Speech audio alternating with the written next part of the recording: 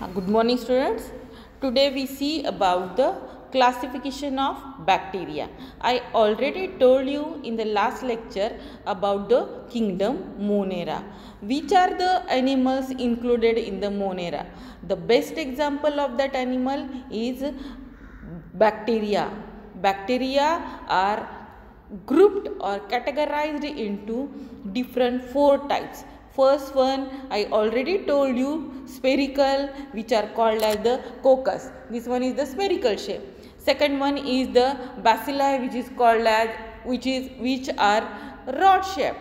Third one comma shaped, which are called as vibrio, like this. And fourth one spiral shaped, which are called as spiralium. These are the types of bacteria. Now, on the basis of evolution, bacteria can be classified as Archaebacteria and Eubacteria. बघा, बॅक्टेरियाचं classification कोणत्या टाईपमध्ये केलेलं आहे?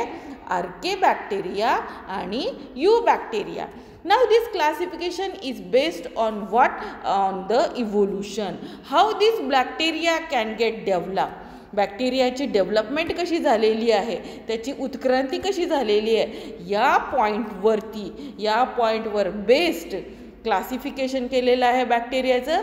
So bacteria are classified into broadly two types. First one archaebacteria. Now today we see about the archaebacteria, characteristics of the archaebacteria. बघा, आर्कीबॅक्टेरियाचे characteristics बघू. पुस्तक open करून बसणार आहे तुम्ही, जेणेकरून तुम्हाला पुस्तकातल्या फिगरही दिसतील. इथे या PDF फिगर दिसायला थोडासा प्रॉब्लेम होते, म्हणून तुम्ही पुस्तक ओपन करून बघा. These are differentiated from other bacteria on the basis of their different cellular features. How they are differ from the other bacteria? On the basis of their cellular feature. Means the cell feature, त्यांच्या सेलच्या काही characteristics आहेत ना, ते काही different आहेत, म्हणून ह्या आर्कीबॅक्टेरिया आहे बाकीच्या बॅक्टेरियापेक्षा डिफरंट आहे. तर ते आपण कॅरेक्टरिस्टिक्स बघू. Now these are mostly found in the extreme environment, hence termed extremophilers. बघा काय आहे तर these bacteria are mostly found in the extreme environment. Extreme इन्व्हायरमेंटमध्ये अतिशय उच्च तापमानामध्ये हे बॅक्टेरिया सापडतात आणि त्यांना त्याच्यामुळे नाव दिलेलं आहे एक्स्ट्रेमोफिलर्स. काय? एक्स्ट्रेमोफिल्स. बघा, extremophiles are the bacteria which are found in the extreme environment. समजले? Now they are found in a variety of places from volcanic craters to salty lakes and hot springs. कुठे कुठे सापडतात हे दुसरं कॅरेक्टरिस्टिक आहे. बघा, दे are found in a variety of places. वेगवेगळ्या प्लेसेसमध्ये अशा प्रकारचे अर्कीबॅक्टेरिया सापडतात. इन व्हॉल्कॅनिक क्रेटर्स, जिथं काय म्हणतात, व्हॉल्कॅनिकला लावारस उसळतो, अशा एक्स्ट्रीम कंडिशनमध्ये पण ते सापडतात. सॉल्टी लेक्स म्हणजे खाऱ्या समुद्रामध्ये हे सापडतात. आणि हॉट स्प्रिंग म्हणजे गरम वाहणारे जे झरे असतात त्याच्यामध्ये पण हे सापडतात. हे झालं त्याचं दुसरं कॅरेक्टर. म्हणजेच हे कोणत्या कंडिशनमध्ये सापडतात? एक्स्ट्रीम कंडिशनमध्ये. आणि म्हणून त्यांना काय म्हणलेले? Extremophiles. Right. Now they are found in a variety of places. Third one, their ability to stand such hostile environment speaks of their capacity to survive in a very severe condition. बघा, हे अशा कंडिशनमध्ये सापडतात. That's why they have the ability to survive in any type of condition. In severe condition, ते कुठल्याही severe कंडिशनमध्ये जगू शकतात. त्यांच्यामध्ये ती ॲबिलिटी आहे, ती कॅपॅसिटी आहे. Now next, bacteria can be withstand high salinity are called as halophils. बघा, हॅलोफिल्स म्हणजे काय? जे अर्कीबॅक्टेरिया हाय सलाईन वॉटरमध्ये, हाय सॉल्टी वॉटरमध्ये सापडतात, these bacteria called as हॅलोफिल्स.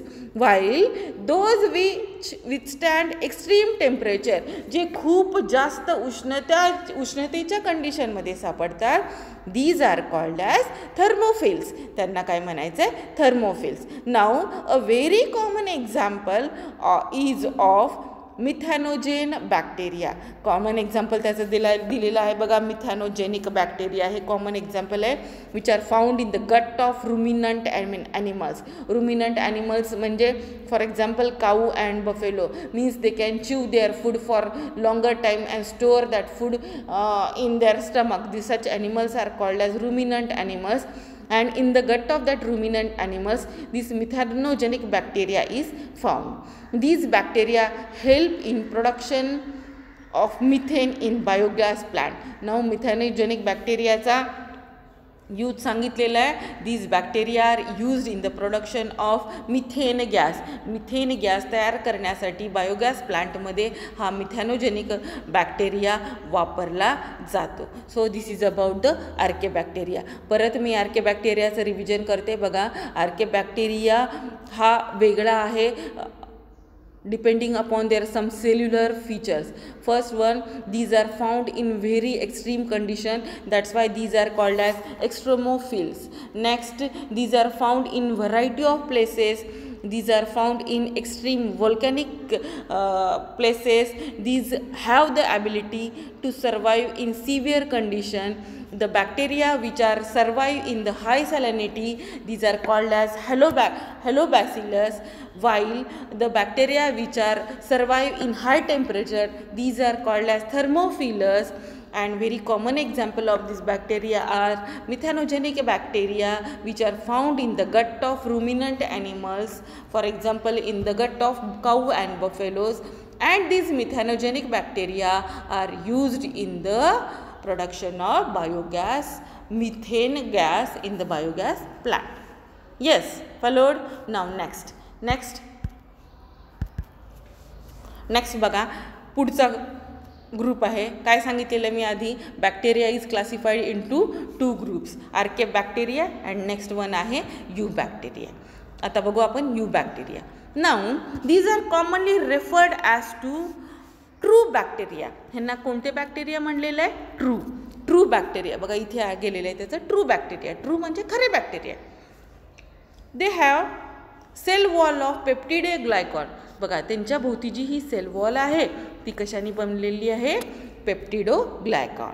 They are found as autotrophs and heterotrophs. Means बघा नेक्स्ट कॅरेक्टर आहे.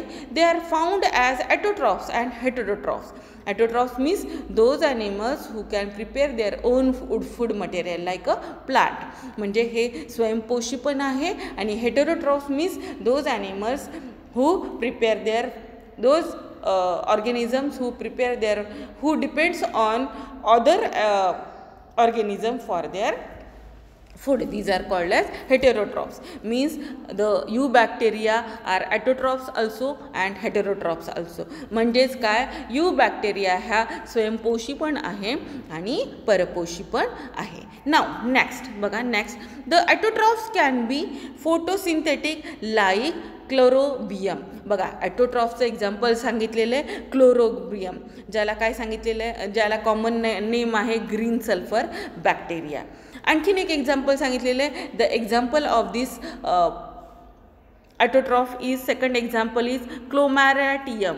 नेक्स्ट आहे क्लोमॅरॅटियम. और किमोसिंथेटिक बॅक्टेरिया लाईक सल्फर. बघा सिंथेटिक बॅक्टेरिया लाईक नेक्स्ट पेजला आहे like sulphur bacteria. Okay.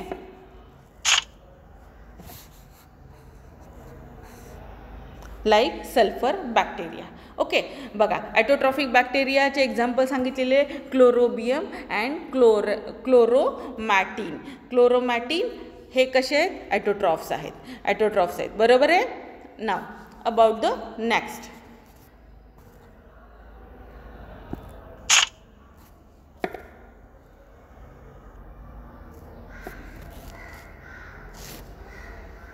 Now next point, these are found in filamentous form. बघा, these are found in mostly multicellular filamentous form living in fresh water. पुढचं character आहे, हे कशामध्ये सापडतात, हे मल्टीसेल्युलर आहे, means made by number of cells. these are found in the multicellular filamentous form like this filament, and these are found in the or living in the fresh water. Fresh वॉटरमध्ये राहणारे आहेत. The body is covered by mucilaginous sheath. ह्यांची जी body आहे, suppose जर rod shaped असेल तर त्याची body it is covered by a sheath, a covering which is mucilaginous. गुळगुळीत अशा कवरिंगनी त्याची बॉडी ही कवर केलेली आहे. हाताला हा कसा लागतो बॅक्टेरिया, अतिशय गुळगुळीत, because its body is covered by a mucilaginous sheath. बरोबर आहे. Next, the genetic material is typical prokaryotic. बघा, जेनेटिक मटेरियल जे आहे त्याच्यामधलं हे प्रोकॅरियोटिक आहे, मीन्स आयदर RNAचा कुठलाही एक स्ट्रँड RNA और DNA प्रेझेंट असतो. Chlorophyll A, B, carotene and xanthophylls are the photosynthetic pigments which are found in that bacteria. बघा, जर हे यू बॅक्टेरिया ॲटोट्रॉफ्स असतील तर त्याच्यामध्ये फोटोसिंथेटिक पिगमेंट सापडतात. कोणते? क्लोरोफिल ए असेल, बी असेल, कॅरोटीन असेल किंवा xanthophylls. Now filament show heterocysts which help in the nitrogen fixation. हे जे फिलामेंटस आहे ना, ह्या सेल्स आहेत ना, ह्या बघा, ह्या सेल्समध्ये एक हेटेरोसिस्ट सेल म्हणून सापडते. जर तुम्ही बुकमध्ये बघितलं तर तिथे हेटेरोसिस्ट दिसेल. तर त्या इथे आहे बघा, तर ती हेटेरोसिस्ट कशाला हेल्प करते? This cell help in the nitrogen fixation. Now next character, this is about the autotrophic eubacteria. हे झाले autotrophic eubacteria. Autotrophic eubacteria म्हणजे ते आपलं अन्न स्वतः तयार करू शकतात, म्हणून त्यांच्यामध्ये असणारे फोटोसिंथेटिक पिगमेंट कोणते आहेत? ए, बी किंवा कॅरोटीन किंवा झॅन्थोफिल. त्याचबरोबर त्याच्यामध्ये काय आहे? एक स्पेशल टाईप ऑफ सेल आहे which is called as the heterosis which help in the nitrogen fixation. This is about the autotrophic bacteria. Now next one, heterotrophic eubacteria. Now heterotrophs are the most abundant. सगळ्यात जास्त प्रमाणात heterotrophs सापडतात.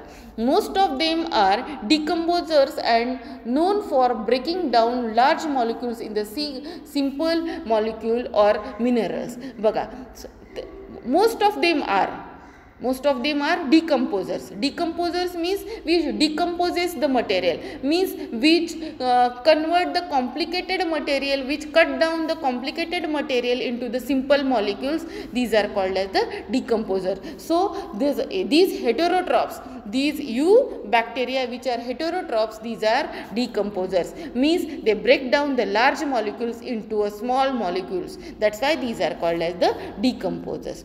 Now they can be anaerobic, helping in curdling of milk. बघा, these bacteria are helpful for the curdling of milk. For example, lactobacilli. curdling of milk म्हणजे दुधापासून दही तयार करणे. याच्यामध्ये काय वापरलं जातं? बॅक्टेरिया वापरले जातात, आणि त्या बॅक्टेरियाचं नाव काय आहे? लॅक्टोबॅसिली. Now, some bacteria are used for the fixation of nitrogen. These are called as the azotobacter. Now, some are used as a antibiotic production. These are called as the streptomyces. त्यांचं नाव आहे streptomyces. Composting and degrading oil मध्ये हे you bacteria वापरले जातात. But the story doesn't end here. Some of them are pathogen. परंतु इथे बॅक्टेरियाची story संपते का? नाही. त्याच्यातले काही कसे आहेत? पॅथोजन्स आहेत. पॅथोजन्स मीन्स सिम्पल वर्डमध्ये सांगायचं तर डिसीज कॉझिंग ऑर्गॅनिझम. ज्या ऑर्गॅनिझममुळे डिसीज होतो अशा ऑर्गॅनिझमला आपण पॅथोजन म्हणतो. म्हणजे काही बॅक्टेरिया हे पॅथोजेनिक बॅक्टेरिया आहेत जे वेगवेगळे डिसीज कॉज करतात. फॉर एक्झाम्पल, कोणते डिसीज? तर टायफॉईड बॅक्टेरियामुळे होतो, कॉलेरा बॅक्टेरियामुळे होतो, ट्युबरक्युलोसिस बॅक्टेरियामुळे होतो आणि टिटॅनस बॅक्टेरियामुळे होतो. हे झालं हेटेरोट्रॉफिक यू बॅक्टेरियाबद्दल. हेटेरोट्रॉफिक यू बॅक्टेरिया हे जास्त प्रमाणात सापडतात. These are found in abundant number. Now these are also called as the decomposers because they decompose or they break down the large molecules into the smaller molecules. Third one, these are anaerobes, help in the curdling of milk. For example, lactobacilli are helpful for curdling of milk. Azotobacter helpful for the nitrogen fixation. Streptomyces are helpful in the antibiotic production. Some bacteria are helpful for the composting of degrading oil, but some most important character that some bacteria are pathogenic bacteria which causes different types of the diseases, for example typhoid, cholera and tuberculosis, tetanus. So understand, hope so समजलं असेल. काही समजलं नसेल ते तुम्ही लेक्चरमध्ये विचारू शकता. Okay, thank you.